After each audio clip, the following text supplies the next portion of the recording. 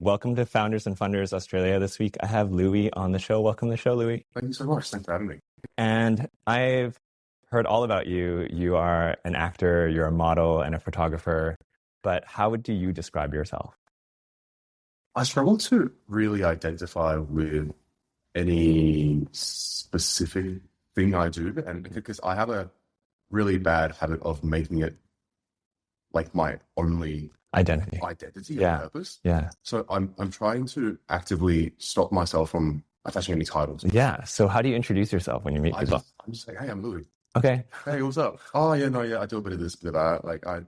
I act. Yeah, I do. Yeah, no, I'm doing this runway. Yeah, cool. Hey, I've got a studio. Do you want to come in for a shoot? Let me know. Yeah. Yeah, that's really, I think holistic creative was always the goal. Yeah. So I can be creating and also, finding the joy in that creation without constantly being worried about, am I doing good enough? That's why I'm so spread out in different fields. I like holistic creator. Yeah. It's a creator. It's a good one. Yeah. Thank you. Let's go into where it all started. Where did you grow up? So I was born in Ningbo, China, Mm-hmm. and I moved here in 2011. Okay. Yeah, to Melbourne. And I was 9, turning 10. Okay. Yeah, so I was a kid. I was a baby coming here. And yeah, pretty much spent the rest of my life here. So from about 10 to now, Yes. I've been back and forth between here and Brisbane for drama school. Now I'm, fully back here. What brought you here to Australia from China? I was shoved into a suitcase Okay. and carried here by my parents. And the next thing I knew when I opened my eyes, oh, hey, white people. What was their reason for coming to Australia? Really? You haven't asked them? No, Really? never told me. Because I always thought it was for just A better life? like a more chill life. Yeah. But yeah, I never really asked them that question. Okay. So maybe it's a conversation with my mum later. For sure. Yeah. Why did you take me here against my will?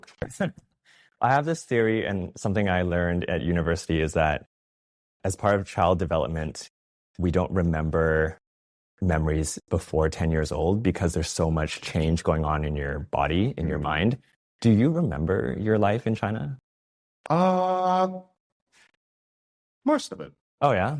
Most of it, because I was old enough to have a good idea of. I was old enough to be self-aware. Okay. So a lot of my the first 10 years of my life, the memories I hold on to quite dearly because it was the only period of my life that I spent in China. Right. So I think maybe I'm naturally more inclined to want to remember that more. Mm-hmm. I only go back once a year or so, and that's been the case since 2011, right? Right. So the only way I can even hold on to that culture is through memory and is through staying connected with my immediate family and, my relatives, closer relatives. I really want to be a part of that culture. Right. What do you remember of your life in China? I went to boarding kindergarten. Oh, wow. And I went to boarding primary school.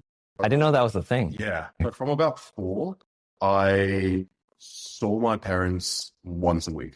And that was Friday when they would come pick me up. Sometimes they wouldn't even come pick me up because they were just so busy with work. Mm-hmm. And then it sounds really weird saying in Australia, we're in like a Western society, but my kindergarten teacher used to take me home with her and her parents would look after me. Oh, wow. Yeah. So just you or other students too? Just me, because we were really good friends. Oh, wow. Our families were good friends. Yeah. And then, I would just go straight back to kindergarten on Monday. Okay. And that obviously rolled on into primary school. And it's just kind of thinking back on it now, right? The majority of my time in China was spent at school. Right. So that's really what I remember. I just remember doing work. I remember my English classes back then. I was like a straight A student. Yeah. And then I came to Australia. Everything went down. So I started focusing on having more fun. Yeah. I started doing less and less, focusing less and less on my own education. Mm-hmm. So I think before coming to Australia, I was locked in. Mm-hmm. After coming to Australia, you were loose. way to go. And you went to drama school. I did. And did you always want to go to drama school? Yeah. Okay. Yeah, that was always the plan. I think from about when I was 13, 14, I did my first short film Okay. with a friend of mine who was in the year above me at high school. Right. And that kind of kickstarted everything. I got my first agent when I was 13. And then that obviously continued to evolve, I would say. I've jumped from agent to agent 5 times. Oh, wow. Until I finally landed with my current agency back in 2021. Yes. Yeah. So for aspiring actors out there, like what was the key to success in securing your first agent? I wouldn't like, what did you have at that point? Nothing. Right. Okay. I had nothing, literally, just an idea. And I guess I hate saying the word dream because dream sounds so, broad. Yeah. I have a dream to, this and that. Yeah. But no, it was more, I guess, this desire to be seen and heard. Because after I moved to Australia, I didn't really feel I struggled to assimilate a little bit mentally, even though, from an outsider's perspective, maybe it was like, oh, hey, this kid's like learning English really quickly, making friends really quickly. But no, mentally, I was still kind of a few steps behind just because of that cultural disconnect and difference. Like we were talking about before.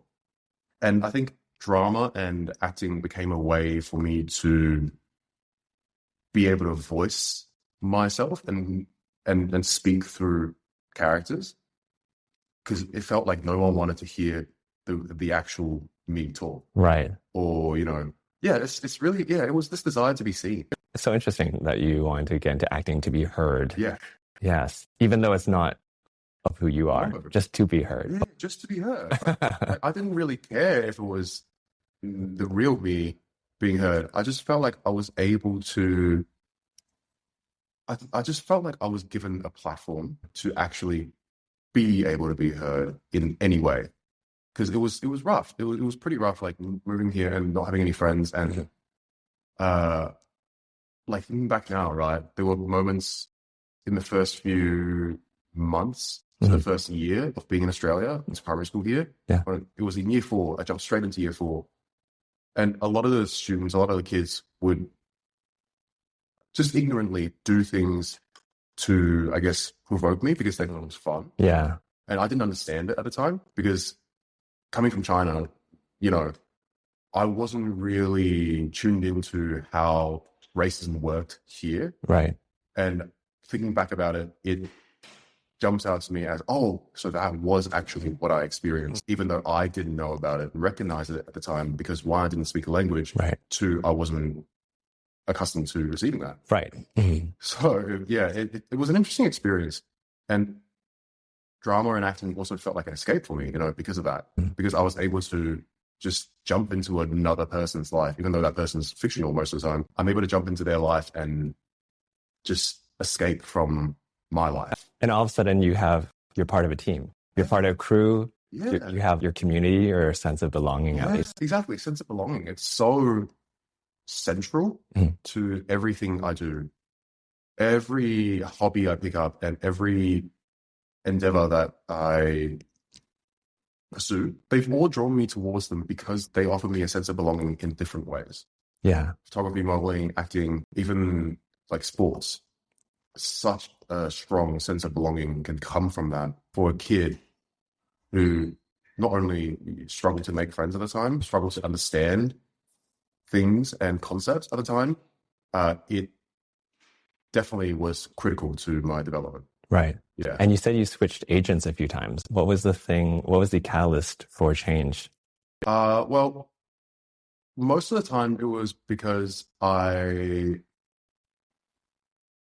felt like I wasn't being prioritized or I wasn't getting much attention at all. Right. Really. Yeah. The first agency that I was with, because I was so young, I didn't know what I was doing, obviously.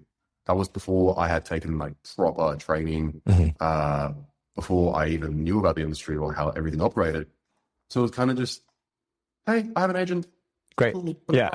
Yeah. If it works, it works. And then a year later, that agency was sold to another agency, and then that became the second agency I was with. And I was with them for about like a year and a half, 2 years. And I think when I was 16-ish, I left that agency too, because I thought, you know what, I'm not booking anything. I've really only booked like a background extra in this BHP ad. I mean, it's a big company. Yeah, And huge, yeah. huge. But if you zoom in at 2 minutes and 17 seconds, Yeah. there is that tiny black dot underneath a 100-meter tall building. Yeah. In pitch black darkness. That was you. That's what years of drama school. That was me. created. Yeah, that was pre-drama school. Oh, okay. They didn't accept me in the drama school. It's crazy acting. Yeah, so that was the only thing I got through them. Okay. And I wasn't very satisfied, right? Okay. Here, I just told them, hey, I think I'm going to focus on my studies for this year. And look, if I want to jump back in, I will reach out to you guys again. Okay. Hopefully we can work together again in the future. Mm-hmm. And then year 12, I spent the whole year prepping for my audition for drama school. Okay.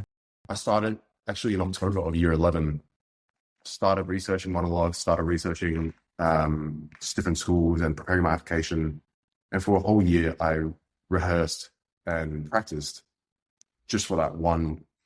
Obviously, every school had like different days, right? So for individual days of each school and different pieces. Usually it's 2 pieces of one monologue, one Shakespearean monologue and one contemporary monologue. Which Shakespearean monologue was it? I honestly cannot remember. Okay. I wiped that out. I go to drama school. I do not need this anymore because at the time I hated Shakespeare. Now I love it, but I think that's just because age and time. My mental age is about 82. Yeah, it's interesting. And then I got into drama school first year. Drama school was so incredibly challenging, but in all the wrong ways. How so? It was a very difficult environment to survive in for the person that I was at the time. Okay. Who were you? Coming out of high school, coming out of like an all boys high school, one, I carried a bit of that culture with me. And 2, I had never really been around other creative people who have grown up in creative environments. Because I didn't grow up in a creative environment, and I didn't know at the time what the unspoken rules were. Okay, like what? I guess just like, look, I think again, this is just my personal opinion. Don't come for me. Yeah, go on. Genuinely, just an anecdote. Yeah. I just found drama school to be really toxic in their mentality.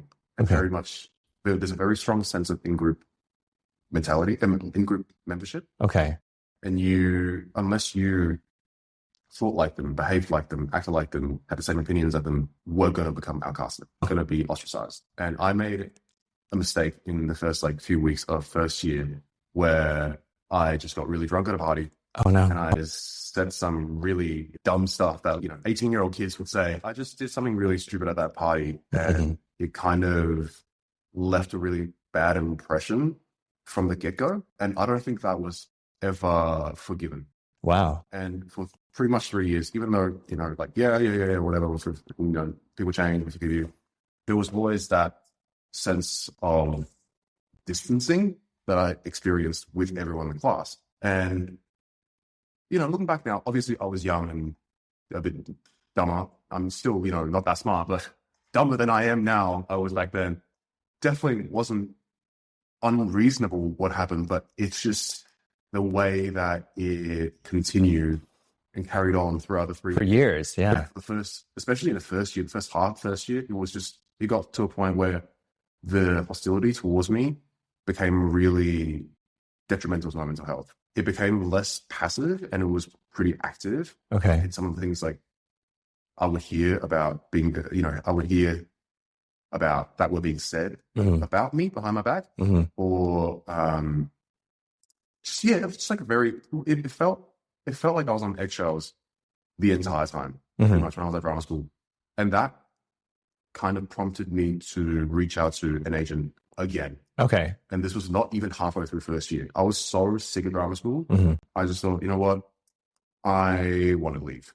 I want to book a gig and I just want to go get practical experience in the industry rather than stay here and suffocate and not even be able to voice myself without judgment. Yes. the minute someone has a preconceived notion of you, it's so hard to change that preconceived notion without them wanting to change it. And they didn't want to. So getting an agent and getting, and well, hopefully booking something was like my way of escaping that and proving to myself and to all the haters that, hey, I can do this. Right. You know, and I don't need you, and I don't need to be here withstanding all of your shit. I ended up reaching out to an agent. I ended up reaching out to my drama teacher, my private acting teacher, who helped me with audition for drama school. And she gave me a contact for an agent in Melbourne, who then I met with, and we got along really well. We decided to, you know, sign a contract. And for the next year from that point, I was with that agency, and I booked a few small things, a few bit parts. And in April of 2021, about 10 months into being with that agency, I was talking to my only friend at the time in the course. His name's Liam. He's also an actor. You can look him up. He's Liam Granke. He's doing very well for himself at the moment, and he's probably one of the most inspirational people that I know. We were very, very close at that time. And one day when we were at his place, he kind of just said something like, bro, you know, I'm just going to reach out to a few agents. I'll see what I can do. And I don't want to wait till third year. I don't want to wait till showcase. I just want to see what I can attract in this point in my life. And I believe in myself. I think I can sign an agency. So I'm sitting there like, yeah, no, you know what? You're right. You should do that. Hey, how about this? How about let's do it together? So we ended up reaching out to so many of the top tier agents in the country. Yes. I think I sent like 10 emails that day. And obviously we spent a long time figuring out how to approach these agents and drafting the email and everything. And this pre-ChatGPT. So. Like the ChatGPT at the time. Okay. This man is so smart. He has a double degree in law and accounting. Okay. And he got a full scholarship for that as well. He's a retired semi-professional rugby player. I got full scholarship into sports school, and he got full scholarship into acting school. This guy's insane. So I felt like I was in very safe hands writing this completely unsolicited email to a bunch of very important people in the industry. So luckily, I heard back from my current agent within 10 minutes of reaching out to them. It's really quick. It was crazy. Yeah. I was thinking in my head, hey, it's probably going to be a 2-month wait. They're probably not going to get back to you. That's fine. You're an 18-year-old in drama school. No one should care about you right now. Don't take it personally if they don't. When my current agent reached out to me within like 10 minutes. Yeah. Oh, it was such a moment of reassurance. Yeah, reassurance. Yeah. And validation. I felt so seen. I felt so accepted. The fact that arguably the biggest and best agency in the country is so excited to meet with me and wants to sign me and wants to at least hear me talk about why I want to do this and giving me the opportunity to even have a platform. Yeah. It felt so validating. I've been with that agency ever since. Again, there's no reason for me to leave. And which agency is this? So this is Morrissey. Okay. Yeah. And Mark Morrissey was the person that I reached out to. I did this stupid thing where Liam and I, well, it was Liam's idea. We went online to be pro and we got all of the agents' personal work emails. Okay. And we emailed to those great addresses rather than just the contact or info. To anyone listening, do not do this. Do not do this. A lot of agents will not like it. If you email them directly? If you email them directly, unsolicited, cold email, it's pretty frowned upon. But you did it, and it worked. I did. So why would it not work for someone else? It's just not standard practice. Okay. And a lot of agencies don't like it when one single agent meets with someone. They're like, hey, I want this. I want to sign. Yes. It's like, well, let's talk about it first. There's a process. So let's talk about it. Yeah. Let's figure out what the go is. And let's just like go over it. Right. Okay. And I think when Mark signed me, he was so excited by me. He kind of just went, no, I really want to sign you. Just talk to my people. Okay. Let's figure it out. Yeah. Okay. And then 2 days later, I had my second meeting with my direct contact at the agency, Erin, who is like my acting mum. I was on the phone with her for about an hour. Okay. And that afternoon, after the phone call, I got the email that they would like to offer me representation. And I flew down to Sydney from Brisbane because I was in Brisbane at the time. I flew down the next day and met with them in person. Okay. And signed with them from then on. Yeah. And it was oh my God, the way that people's attitude towards me changed after I signed with Morrissey was insane. It was the most dramatic 180 I had ever seen. Yeah. Even to this point in my life. Who are these people? Like your family or drama school people? Yes. The people who work. Yes. People that used to give me shit and people that would look down on me. Yeah. They heard about it. They were like, "Oh, how that happened? Oh, yeah, can I see the email?" Like, yeah. I was like, "Bro, fuck oh, please, like, come on."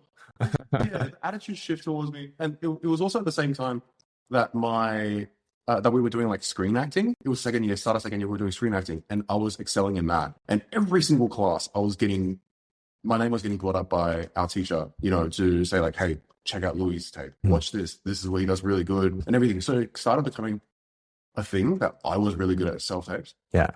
That on top of the fact that I just signed with the best agent in the country. Yeah. It was just like people all of a sudden wanted to suck up to me. People all of a sudden wanted to tape with me. And how did you manage this? Because you still remember. Yeah. How did you treat them? Even though on the surface, like, everything's forgiven. Yeah. The way actions speak louder than words, right? For sure. The way that they were talking did not align with the way they were acting until that moment happened. And it was just like oh my God, so I pick and chose. Okay. Where I helped out. Like people that I thought, I respect you. You've been pretty nice. Overall, all things considered, I've really been a part of that main group. Yeah. And like I would offer like my limited amount of advice I was able to give at the time because I didn't even know what I was doing, to be honest. Right. Mm-hmm. It was purely instinctive. Okay. Everything was just, oh, hey, this might look really good, or this might feel really authentic. Let me just do this. Let me do stupid shit. In this audition, I was eating a banana while speaking Mandarin, translating the entire English script into Chinese and performing in Chinese. I was doing a lot of stupid shit like that. You're being creative. Yeah, I was being creative. Yeah. Book the call. Yeah. Right. So a lot of people, when they saw that, they were like, "Oh, okay." Yeah, that's sick, man. Yeah. And they wouldn't be able to learn anything from that. They wouldn't be able to take anything. Because they can't copy that. Because it comes from inside. Yeah.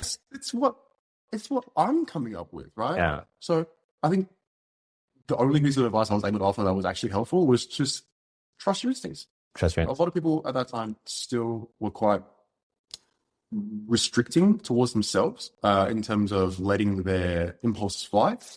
And that was the biggest thing, I thought. And it was the biggest hurdle I had to overcome as well. Mm-hmm. It just so happened that at that point, even though I didn't know it, I had started to overcome that hurdle. Yeah, you have to be way more vulnerable when you're letting who you are out. Super, super vulnerable, right? And it was difficult to do that in an environment where I felt like being vulnerable. And you're being judged too. Yes. Being vulnerable would be dangerous. Mm-hmm. That's how I felt. It felt like I couldn't trust anyone. It felt like I couldn't truly be receptive towards all the information, all the training, and also all the mentality changes that I had to go through at the time. It was kind of like, oh, if I expose myself too much, or if I'm just too vulnerable, like you said, something bad's going to happen. You might get attacked. I might, Yeah. I might impulsively, offend someone by accident, just because they're so easily offended. Right. You know what I mean? Like, and again, at the end of the day, I feel like maybe at the time, right, a lot of shit that I said was, I didn't even say anything that bad, really. A lot of shit that I said was just like in my head, funny, or in my head, it was like, oh, everyone has different opinions. Discuss, right? Yeah. But little did I know, it was an environment where, there's no such thing as like different opinions. Yeah, you can have different opinions, but your opinion's wrong. Yeah. It wasn't a safe place. Yeah, it wasn't a safe space. Yeah. Even though that's what they made it out to be. Mm-hmm. And there was this one class I remember in first year where I was spooling your eyes out so bad because of an exercise we were doing. it was just insane. I was so emotional. And afterwards, about one person came up and checked on me. Oh, wow. How many people were in the class? 20. Oh my gosh. Yeah, same 20 people for 3 years. Oh, wow. Yeah. That says a lot. So it was just an insane experience. So you signed with one of the top agencies in the country. Yeah. Why did you decide to branch out into starting your own photography and becoming a model? Because I hate what I was getting. You know, this is why I got into photography. Okay. I started photography when I was 15 Okay. in high school. And originally it was just parties and, you know, kids' birthdays and stuff. And I noticed how much I was struggling to feel like myself when I looked at my headshots. And I kind of started to like experiment, and I would put my camera on a tripod, connect it to my phone or connect it to like a wireless control trigger. Yeah. And I would start doing headshots, my own headshots myself. Right. That evolved into doing headshots for others. Okay. So everything kind of kicked off in 2022 when I was graduating drama school. I started doing headshots for the people in my class, the people that I, you know, just were cordial with at that point already, or like friends with. You did it for free, or did you charge them? I did charge them. Okay, good. Yeah. Sorry.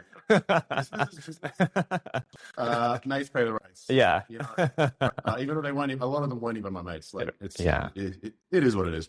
But that then continued to snowball when I moved back to Melbourne, because people saw the photos and like, oh, we really like these photos. Let's do a shoot. And I started building my client base here. Then I moved into this studio halfway through the first year of being back in Melbourne. And it opened up so many opportunities for me to not only meet people who are like-minded, who are creative, but also a stable location, a reliable location that I could come practice my creativity in. You know what I mean? So that, and it's just been kind of going from that ever since. And modeling, I already started this year because I got peer pressured into it. Okay. How did that happen? Where? So, it was in February where I was reached out to by a friend of mine, Ariel. Okay. Obviously at the time we weren't friends. I had only met her once, to be honest. Sorry, Ariel, if you're listening, I love you. I forgot who she was. Okay. Because I'd only met her once at the bar that I work at. Okay. And apparently I was wearing this really nice, oversized, crazy suit jacket. Okay. And she was like, oh, one backlist for the runway. Oh, okay. She reached out to me, was like, hey, we're doing a runway as a part of Melbourne Fashion Festival. And these are the dates. Would you be interested in walking for us? Yeah. You know, potentially doing a photo shoot. Yeah. When I got the message, I'm like, did she want me to take photos? Wasn't clear. Right? Yeah. Because I had never done any proper modeling at that point. Yeah. The closest thing I had done to modeling was just sticking a camera on a tripod and, you know, pointing at myself. That's the closest thing I had done at that point. Yeah. And yeah, I was like, you know what? Fuck it. Let me just try it. I said yes.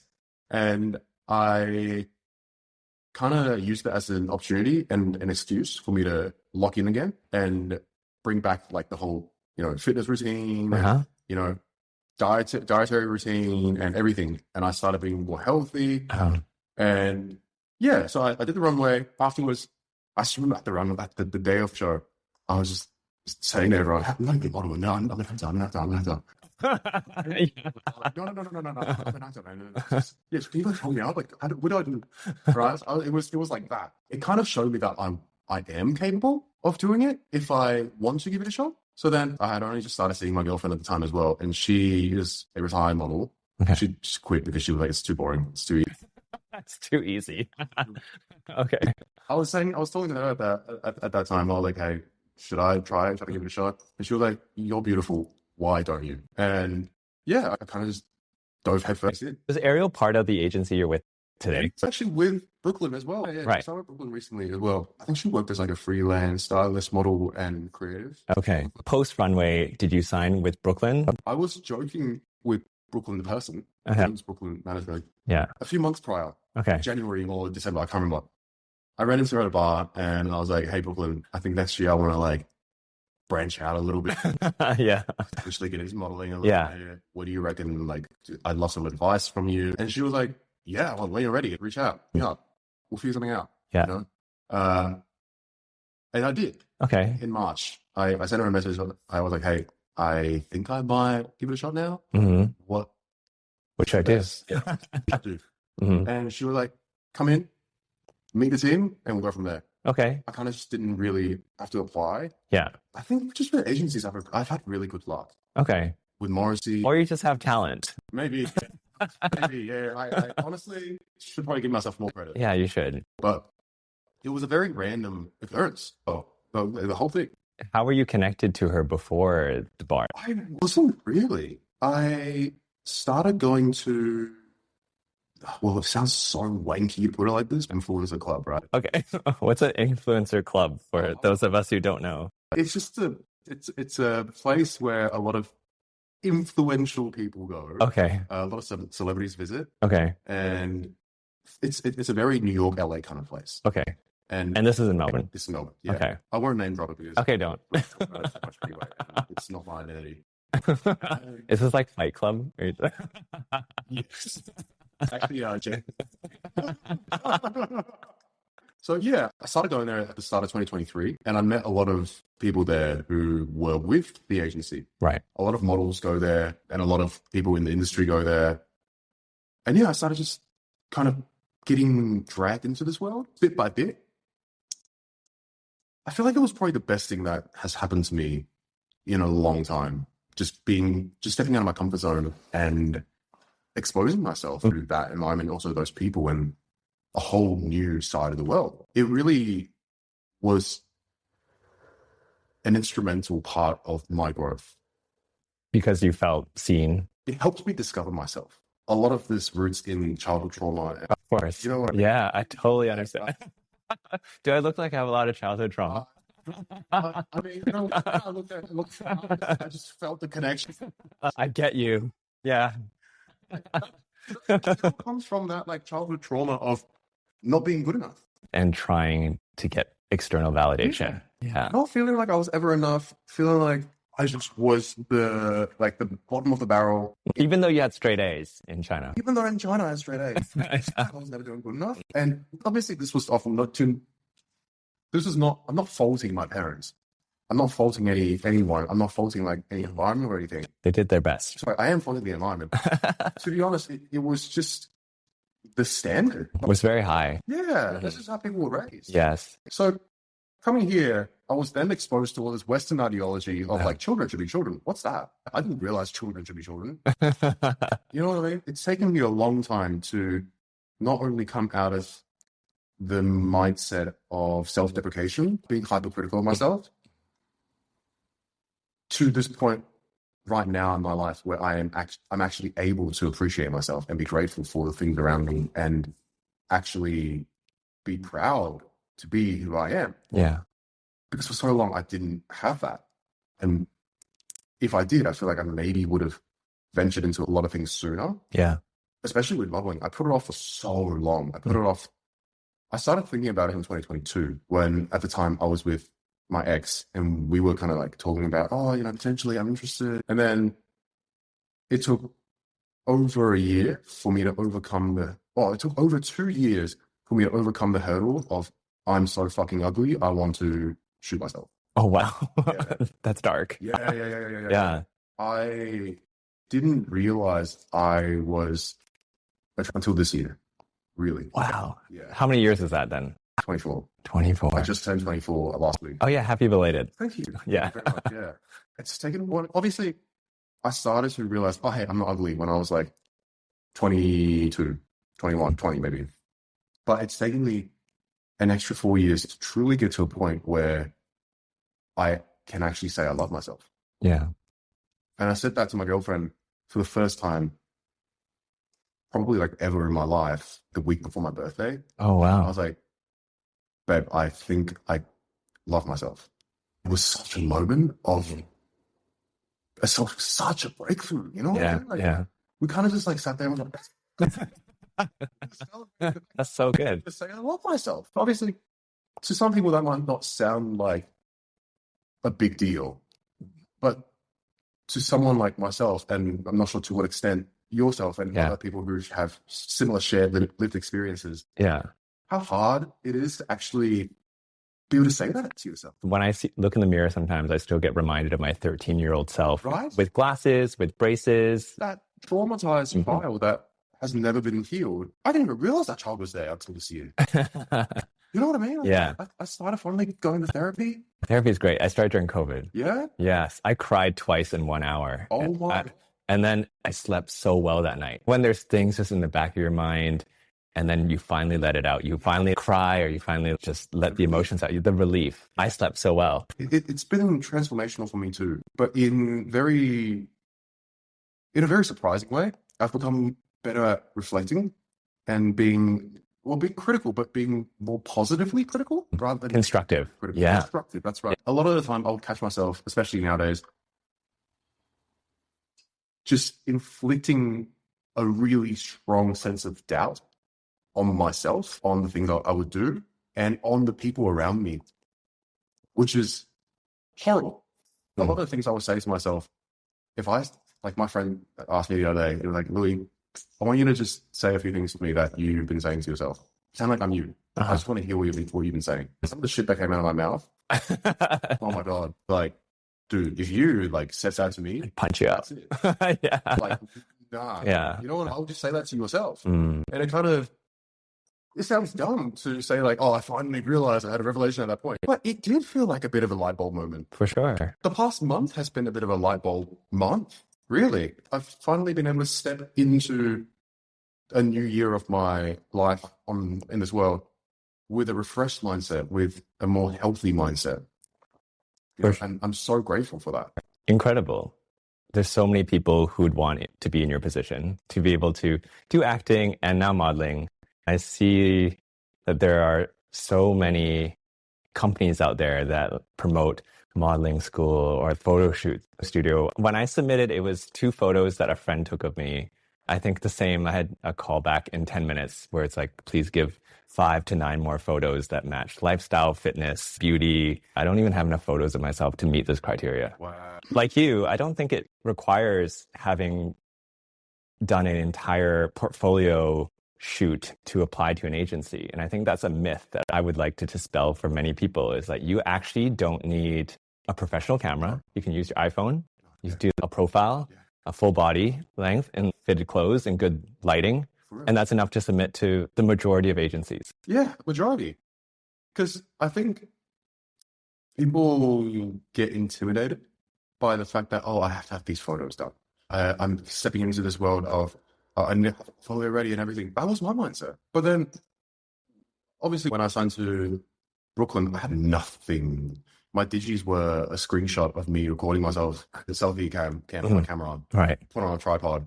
And I was there, trying to that was just a screenshot of that was my digi. Well, explain to people who aren't in the industry what a digi is. So a digi is basically like a headshot for your modeling career. Okay. You know, actors have acting headshots where, but that's pretty self-explanatory. Yes. If you don't know what a headshot is, go on my website and book a session. And I will teach you what a headshot is. Okay. But digis are basically a version of that for models. Your face, your full body, your side profile, topless, and just a natural, like piece of paper. Just a canvas. Yes, a canvas. Yeah. So that's what a digi is.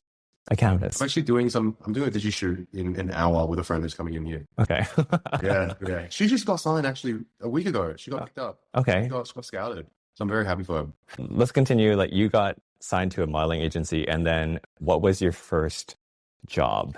Can I be really honest? Yeah. I haven't booked anything. What? You have booked work. You're all over my social media on Melbourne Fashion Week. I know, that's fascinating.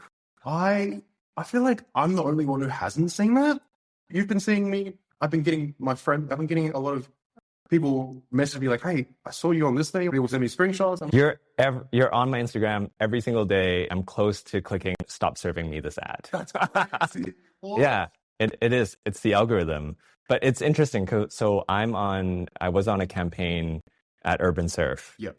I never see myself in the campaign. Yeah, right. But all my friends just forward me the thing and just start sending me funny emojis and be like, look, it's you. And I never get to see this ad because it's me. That's yeah. Like I've done a lot of TFBs. Yes. However long. Explain what TFP is for people. So TFB, I like to say it's trade for print, but you can also say it's time for pics or trade for pics or whatever. It's basically when a photographer and a model or a group of models offer their time to collaborate. Yes. Create something for both of them. It's a completely free engagement and you both just get the material that comes out of that in your portfolio. I've been doing a lot of that, obviously because one, I'm so new to the industry. I'm still trying to like find my footing. Yeah. And obviously understand. I mean, you walked on a runway and you're all over social media. Honestly, it's so fascinating to like hear that from someone who's not, immediately. Yeah, I'm not in your close friend network. What it looks like to someone from the outside. I think my perception of my life and of myself is so disjointed from the public's impression of me or the public's view of me. I've been so oblivious to it, to be honest, up until this year. Well, I think that's the thing. The public image is very different. On the outside, you are signed to a modeling agency. You walked on runway. You're in the live campaigns for Melbourne Fashion Week. So no one knows which jobs you're booking and not booking. I do, really. Outside of like, the stuff I have to do to make money like this, I'm just like going to the gym, shopping, hanging with my girlfriend. And if I'm bored, I'll go for a walk, go visit my mom. I'm not really doing too much, at least from my perspective. Yes. And it just feels like maybe it's because I have a really high standard. And that comes from, what we were talking about, like the childhood high expectations for yourself. Yes. Because of the environment, right? I'm just guessing, but tell me if it's true. Once you sign, are you very focused on booking jobs? Yes. Even though you don't need to and no one's expecting you to. Yeah, no one's really, it was just for fun. Like, I didn't expect to be doing it for longer than a year. I was like, you know what? I'm just going to give it a shot, right? And it's been so transformational. Okay, in what way? Really, really helped me. Funny talking about it now. Oh, hey, it was such a confronting thing, really intimidating. I was so scared. To now realizing that it was one of the best things that I could have done for myself at that time, because it really helped me step out of my shell, a shell that I didn't even realize I had put myself in. Yeah, for sure. I didn't even realize I was limiting myself in so many ways because I had this fear of not being good enough, right? And a really good friend of mine, she's actually, you know what? Let me plug her book here. Okay, do it. Her name is Piane. Okay. Piane Ong. She is an author and a lot of many other things, entrepreneur as well. She recently wrote a really good self-help book called Good Girl. Okay. Very, very inspirational woman. And sometimes we would be on the phone talking and I would start talking to her I would start complaining about like, nothing's coming through. I feel like I'm not moving forward in life. I feel like I'm just like marching on the same ground. And she is always able to point out things that that were not even register. That's the word, to me. That's like, that could be a potential issue. She says to me, she's like, Louis, take this with a grain of salt, but you have a fear of being seen. I was like, what? Really? Yeah. Yeah. I was on a TV show for like 4 months. Yeah. But it's not you. Yeah. I was on like magazines and like, like headline, like articles and shit. Like, what do you mean I have a fear of being seen, right? Yeah. But I took it on board and I was like, you know what?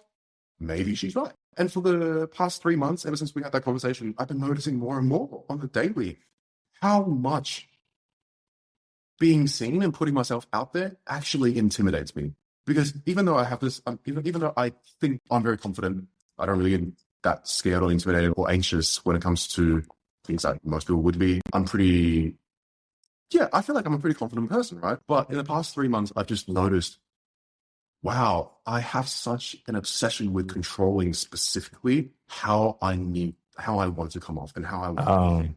And that really limits me. And that really did limit me in terms of like truly living like myself. For sure. Truly accepting myself. Yeah. Because I was spending so much time trying to curate and trying to craft this like persona. Yeah. Oh no, the real me is like really like weird and no one's gonna real me. I do what I do.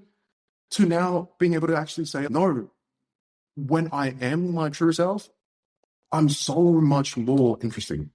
For sure. And it makes sense to me that you would be nervous to be your authentic self all the time after the drama school incident where it cost you years, right? It cost me years and cost me like my mental health. It cost me like my ability to trust people in the industry. Yeah. Really, that's been a really challenging journey, building that up again and actually believing that I have something good to offer. Sure. But going on a set, trusting in my own abilities, meeting new people, having faith that the things that I'm saying are resonating with them. The things that I'm saying, I'm not just pulling shit out of my ass. It's a really empowering feeling. And I couldn't have done that if I, one, didn't step out of my comfort zone to do something that I never in a million years would have thought I could do. Yeah. Even with acting, like, to be honest, I was like, I know I'm going to do this, but I don't know if I'm going to get anywhere. And I didn't know I was a good actor until I got a scholarship to drama school. Yeah. And that was another point of validation where I was actually able to see a bit of my own worth and a bit of my own value. And that's been a journey. It obviously doesn't happen overnight, right? But it's the step-by-step, slow unveiling of myself, I think I've been going through. Yeah. What does the next 5 years look like? How do you see yourself in 5 years with your business, in terms of your photography, your modeling, your acting? What does it look like? To be honest, I don't know. Okay. I really don't know. Maybe if you asked me 3-4 years ago, I probably would have been able to give you a more clear answer, because at that time I had a very strong sense of direction. I was like acting, only acting, and some photography on the side. I wanted to move to LA. I wanted to continue studying. I wanted to like apply for Juilliard. Oh, wow, cool. But obviously I didn't in the end. And ever since I graduated, I kind of have been on a journey of just existing and doing random shit. Yeah. Rather than what I thought I would be doing, which was acting full time or this. But jobs come by so rarely these days. Like, I've had quite a rough year in terms of acting auditions this year. So I think reality kind of just hit and made me realize, oh, this isn't what the next 5-10 years is going to look like, clearly.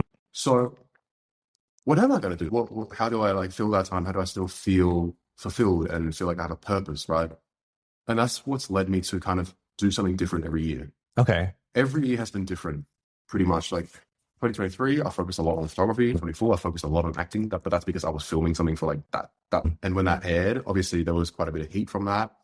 And this year has been modeling. So I don't really know what's in store for next year. Yeah, I don't know. That you don't know. Yeah. Next year, I have no idea. Hopefully, I can do more with modeling. I can actually book something.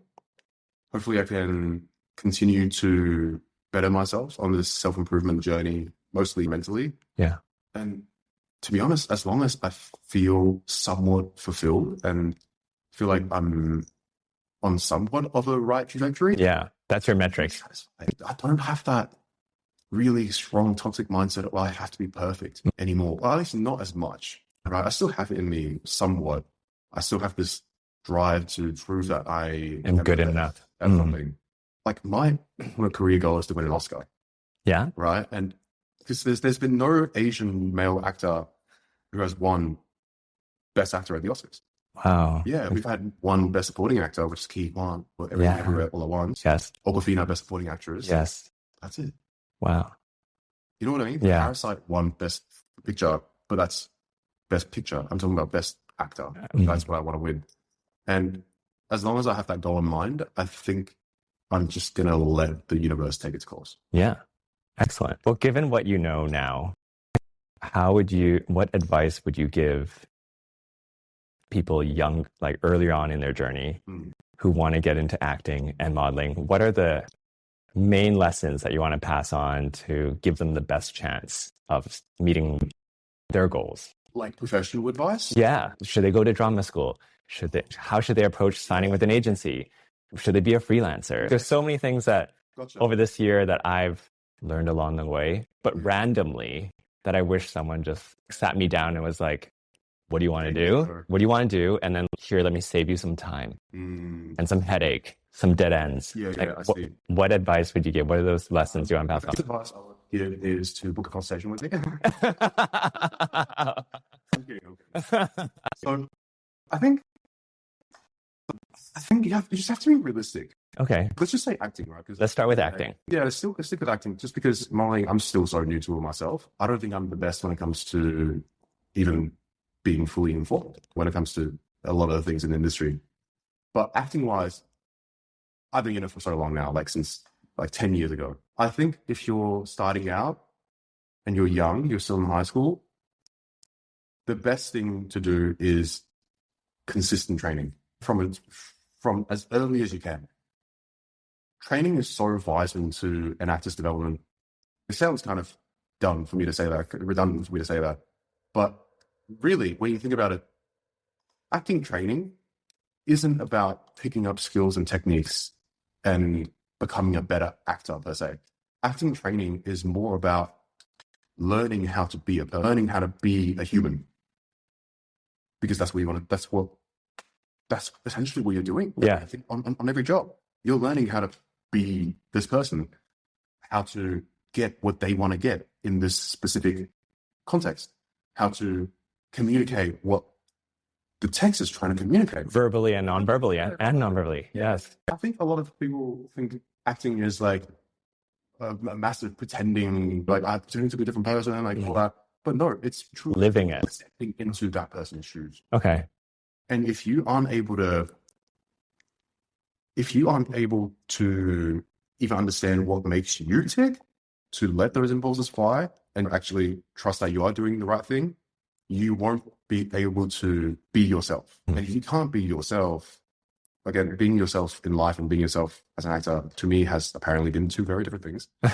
But for most people, learning to be yourself and let go of all of your inhibitions, subconscious inhibitions, is the biggest part to truly starting your journey as an actor. It's not, hey, I need to go to this school. I need to train with this teacher. I need to learn this technique. I need to be surrounded by these people, and that's how I'm going to make it. Yeah, sure. Like a good school is going to offer you good training, and a good teacher is going to be able to offer you a lot of wisdom that maybe you wouldn't have gotten elsewhere. But if you haven't done the foundation work, being yourself and trusting that you are enough and actually can be present, none of those techniques are going to help. Nothing you learn is going to be able to mask your inability to be authentic to yourself. That's the most important thing, I think, I've ever learned. And it wasn't like something that someone just told me. Yeah. It was something that I had to really figure out. Because back in the days, even if I was being told like, oh, that was really good, you did a really good job in that scene, I didn't know why it was good.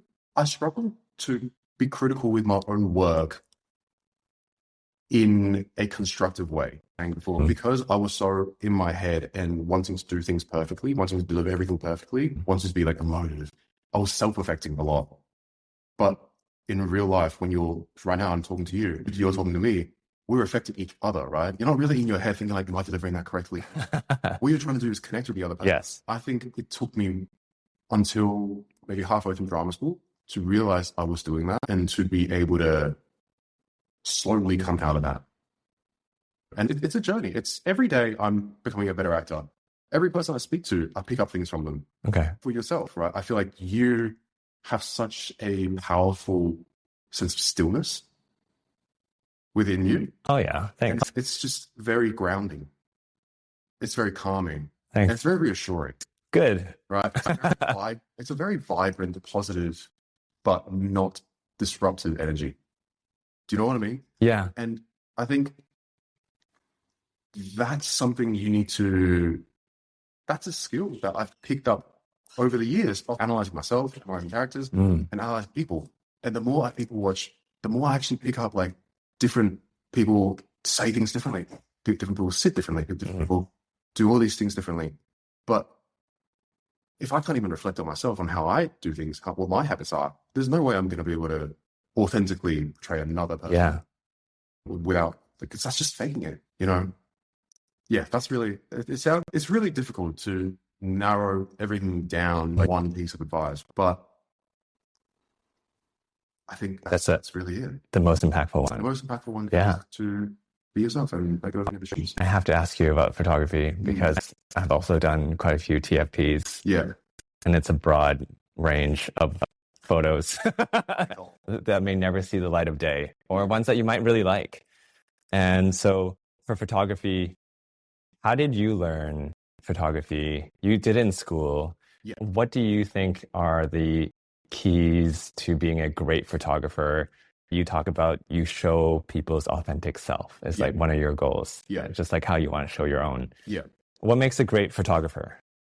I can't really speak for anyone else. I can only speak for myself, right? I can only talk about my approach to creating photos. And I think the reason I'm able to bring out the things I bring out in my clients, in the photos that I take of them, is because I connect with them really well. I always say to them, look, you probably like my photos not because I'm a great photographer, but because I'm making you feel good. I'm making you feel like, wow, these are really good photos of me. Mm-hmm. I'm making you feel reassured. Confident. Yes. Right? And you can't really get to that point with a photographer that you don't work well with. So it's not about finding the best photographer. It's about finding the most compatible photographer. I agree. For you. Yeah. And you would have experienced that with like TFBs and shit. Yeah. Where someone might have the most incredible portfolio. And great equipment. Insane. Like, good lighting. Right? Like top dog in the industry. But then the photos come out and you're like, do I have 3 chins?